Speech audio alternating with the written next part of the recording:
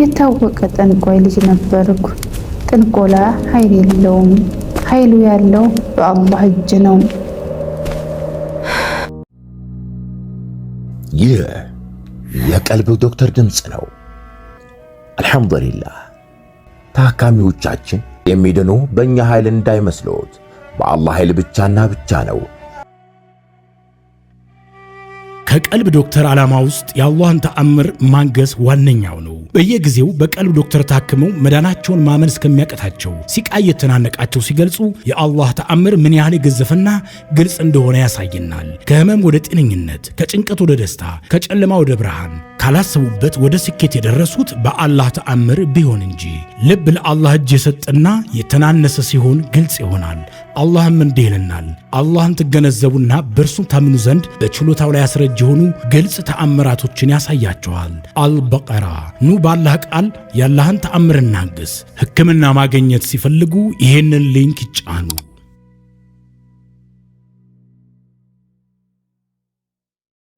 አሰላሙ አለይኩም ወራህመቱላሂ ወበረካቱ።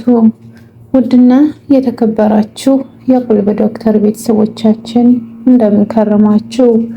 በያላችሁበት የአላህ እዝነት ረህመት አይላችሁ እያልኩኝ ይህ ዘወትር ቅዳሜና እሁድ ወደ እናንተ ይዘንላችሁ የምንቀርበው በቀልብ ዶክተር ኡስታዞች ሰበብ ታክሞ የዳኑ የእህት ወንድሞቻችንን እውነተኛ አሳዛኝ ልብ አንጠልጣይ ታሪካቸውን ነውና ለዛሬም እጅግ የሚያሳዝን የታወቀ ጠንቋይ ልጅ ነበርኩ።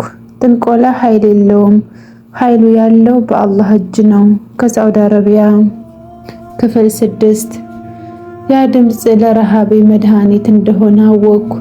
ነገር ግን አባቴ ድንገት ወጥቶ መስኮቱን በኃይል ሲዘጋው ያ ሰላም ድምፅ ተቋረጠ። ያ የምኞት ጩኸት ነው። አትስሚው፣ ይሄ ሐሴት ሰውዬ እደፋዋለሁ፣ ልጆቹን አያሳድግም አለኝ። ያኔ የነፍሴ ረሃብ ወደ ጩኸት ወደ ፍርሃት ተለወጠ። በቤታችን ውስጥ ያለው ምግብ ሁሉ አመድ ሆነብኝ።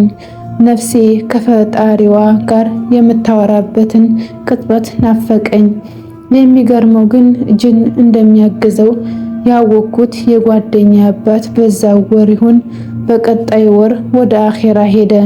የሱን ሞት ስሰማ ሰው ሁሉ ሲያዝን፣ አባቴ ግን እሱም የማይሞት ይመስል ሸለለ፣ ፎከረ።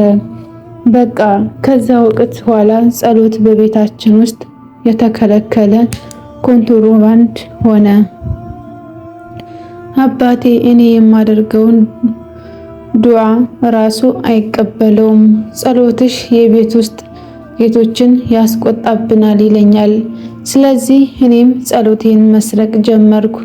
ሌሊት ቤቱ ጭልል ባለ መብራት በዕጣን ጭስ ሲዋጥ ሁሉም ተኝቶ ሳለ እኔ በክፍሌ ውስጥ መሬት ላይ እደፋለሁ። ድምፄ እንዳይሰማ አፍኜ አላህዬ ጌታዬ ሆይ ከዚህ ጉድ አውጣኝ አድነኝ እላለሁ። ያቺ የጸሎት ሰዓት ለእኔ እጅግ ውድ ነበረች። ልክ እንደተሰረቀ አልማስ በድብቅ የምትከናወን።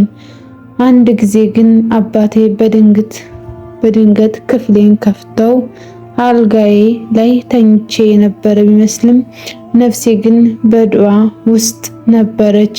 ኮቴውን ስሰማም በፍጥነት መስገጃዬን ሰብስቤ ሮጬ ተኛው። አባቴ አጠገቤ ቆሞ አየኝና ለምንድን ነው ልብሽ እንዲህ የሚመታው? ምን እያደረግሽ ነበር አለኝ። ልቤ የዱዓዬን ሚስጥር አሳልፋ ልትሰጠኝ ደረሰች። አባቴ እጄን ይዞ ክታቡን አጥብቆ አሰረው።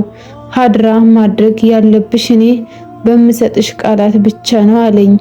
ጸሎቴን እንኳን የራሱ ሊያደርገው ፈለገ። እኔ ግን በልቤ አንተ የልብን ታውቃለህ እያልኩ ዱዓዬን በውስጤ ማከማቸት ቀጠልኩ። እነዚያ የተሰረቁ ዱዓዎች ናቸው እስከ ዛሬ ድረስ ነፍሴን ሳይገድሏት ያቆዩት። ብቸኝነት አሁን በቤቴ ብቻ ሳይሆን በውጭም መጥቶ ተቀመጠ። ድሮ ትምህርት ቤት ሲሄድ አብረውኝ የሚጫወቱ ሚስጥር የምናወራቸው ጓደኞች ነበሩኝ። አሁን ግን ሁሉም እንደ ጠላት ያውኛል። አባቴ ልጄ ታማለች፣ አትቅረቧት፣ ትልቅ አውሊያ አላት፣ ትልቅ ባለ አውሊያ ነው የምትሆነው ብሎ በሰፈሩ ውስጥ ወሬ ማስወራቱን ሰማው።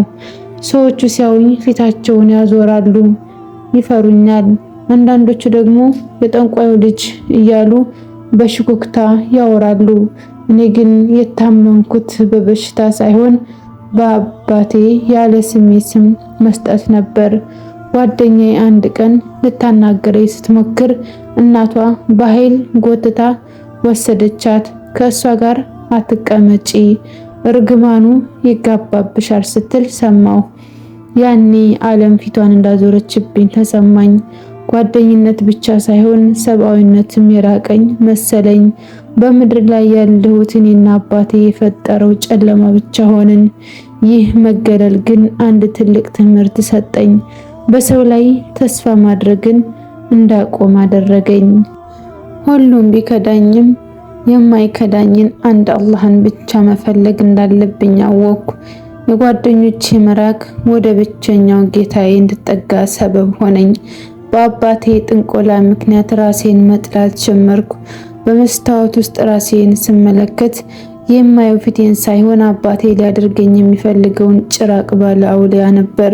አይኖቼ ውስጥ የድሮው ብልጭታ የለም፣ ይልቁንም ድካምና ፍርሃት ነግሷል። አንድ ቀን መስታወት ፊት ቆሜ ሳለ ምስሌ የተለወጠ መሰለኝ። ፊቴ ላይ ጥቁር ጥላዎች ሲመላለሱ፣ ቆዳዬም እንደ በሰበሰ ነገር ሲያረጅ ታየኝ። ይህ አባቴ በአይኔ ላይ ያደረገብኝ አስማት ስራ ነበር። አንቺ አስቀያሚ ነሽ፣ ማንም አይወድሽም፣ ለእኔ ካልሆነ በቀር ለማንም አትሆኝም የሚል መልእክት በውስጤ እንዲሰርጽ አደረገ። ንዴቴ ከየት እንደመጣ አላስታውስም። መስታወቱን በኃይል ሰበርኩት። ቁርጭራጩ መሬት ላይ ሲበተኑ በእያንዳንዱ ቁርጭራጭ ውስጥ ራሴን አየሁ። አይደለሁም፣ እኔ አባቴ የሚለው ባለ አውሊያ አይደለሁም ብዬ ጮህኩ። ነገር ግን የገዛ ድምፄ እንኳን ለራሴ እንግዳ ሆነብኝ። በውስጤ ሌላ ሰው ያለ ይመስል ሌላ ድምፅ አንቺ የእኛ ነሽ ይለኛል። ያ በመስታወት ውስጥ ያየሁት ጠላት እኔ ሳልሆን አባቴ በነፍሴ ላይ የለጠፈው የክፋት ጭንብል ነበር። ያንን ጭንብል ለመግፈፍ ደግሞ የደም ዋጋ እንደሚያስከፍለኝ ተረዳው። የህይወቴ እጅግ አስፈሪው ምዕራፍ ነበር። አንድ ቀን አባቴ ወደ ጥቁር ክፍሉ ወሰደኝ። ክፍሉ ውስጥ ምንም ብርሃን የለም። ዛሬ ካንቺ ጋር የሚነጋገሩ እንግዶች አሉ አለኝ። ለብቻ በዚያ ድቅድቅ ጨለማ ውስጥ ተቀመጥኩ። በድንገት ክፍሉ ውስጥ ቀዝቃዛ ንፋስ መንፈስ ጀመረ። ከዚያም ድምጾች መጡ። ድምጾቹ ከሰው ጉሮሮ የሚወጡ አይደሉም። ልክ እንደ ብረት መጋጨት፣ እንደ ደረቅ ቅጠል መርገፍ ያሉ ናቸው። እኛ ጠባቂዎችሽ ነን፣ እኛን ተቀበይ ይላሉ። ከጨለማው ጋር መነጋገር ጀመርኩ። ምን ትፈልጋላችሁ አልኳቸው፣ ድምጼ እየተንቀጠቀጠ። ነፍስሽን፣ ታዛዥነትሽን የሚል መልስ መጣ። አባቴ ከውጭ ሆኖ እሺ ባያቸው ስልጣን ይሰጡሻል እያለ ይጮሃል። በዚያች ሰዓት ነፍሴ የመጨረሻዋን ጥንካሬ አሰባሰበች። አልቀበላችሁም፣ እናንተ የአላህ ጠላቶች ናችሁ አልኩ። ያኔ ክፍሉ ተናወጠ። ግድግዳዎቹ የሚፈርሱ መሰለኝ። አባቴ በሩን ከፍቶ ገባና በጥፊ የመታኝ መሰለኝ። ራሴን ስቼ ወደኩ።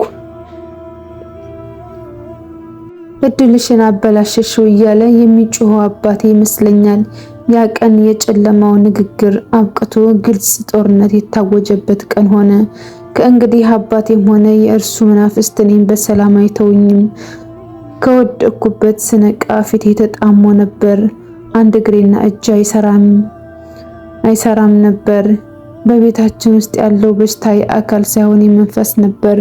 ወንድሞቼና እህቶቼ ስመለከት የገዛ ደሜ መሆናቸውን እጠራጠራለሁ።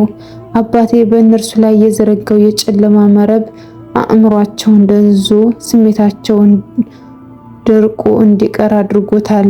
ልክ እንደ ሮቦት የታዘዙትን ያደርጋሉ። አባቴ ሲቆጣ ይንቀጠቀጣሉ፣ ሲስቅ ደግሞ ያለ ምክንያት ይስቃሉ። እኔ እንደዛ ከሆንኩ በኋላ ሳምንት አልጋ ላይ ሽንቴንም መቆጣጠር አቅቶኝ ታመሜ ቀረሁኝ። ሁሉም ነገር ከዳኝ። የታችን ታሪክ ክፍል 6 የሚመስል ነበር። በሌሎች ክፍል እስከምንገናኝ ድረስ ኢንሻአላህ አሰላሙ አለይኩም ወራህመቱላሂ ወበረካቱ። እንኳን ወደ ትክክለኛው የአፍያ መንደር በሰላም መጡ። የቀልብ ዶክተር በሲህር በጅን በአይንናስ እንዲሁም የስነ ልቦና ጫና የደረሰባቸው የሰው ዘር ፍጥረታት በሙሉ ታክሞ የሚድኑበት ነው። ሕክምናው በቁርአን፣ ሕክምናው በአስካሮች፣ ሕክምናው በዱዓዎች በሰደቃ የሚካሄድ ሲሆን ነቢያዊ ሱናን በተመረኮዙ እጅግ ጥበብና እውቀትን ባካበቱ የሩቃ ዶክተሮች ይታከማሉ። እወቁ፣ ሕክምናው ሸሪዓዊ ብቻ ነው። አያምልጦት፣ እድሉን ይጠቀሙ። ባሉበት ሆነው ራስዎን ያክሙ። ሕክምና ማግኘት ሲፈልጉ ተከታዩን ሊንክ ይጫኑ።